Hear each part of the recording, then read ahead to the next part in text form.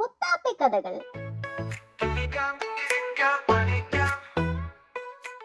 ഒരു ദിവസം മുത്താപ്പിയും അമ്മയും കൂടെ വീടിനടുത്തുള്ള പലചരക്ക് കടയിലേക്ക് സാധനങ്ങൾ വാങ്ങുവാനായി പോയി.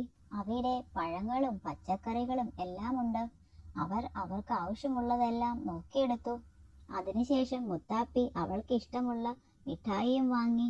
മുത്താപ്പിയുടെ അമ്മ സാധനങ്ങൾക്ക് ആവശ്യമായ കാശ് കൊടുത്ത് അതെല്ലാം പാക്ക് ചെയ്തു വാങ്ങി. കടക്കാരനങ്കിളാകട്ടെ മുത്താപ്പിക്ക് വേറെയും മിഠായി കൊടുത്തു.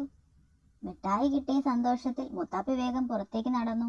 അപ്പോൾ മുത്താപ്പിയുടെ അമ്മ പിറകെ ചെന്ന് അവളോട് ചോദിച്ചു, മുത്താപ്പി, നീ ആ അങ്കിളിനോട് നന്ദി പറഞ്ഞോ? അപ്പോഴാണ് മുത്താപ്പി അത് ഓർത്തത്.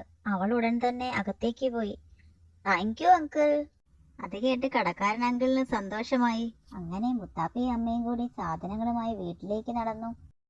അപ്പോൾ കൂട്ടുകാരെ, നന്ദി പറയുന്നത് ഒരു നല്ല ശീലമാണ് കേട്ടോ.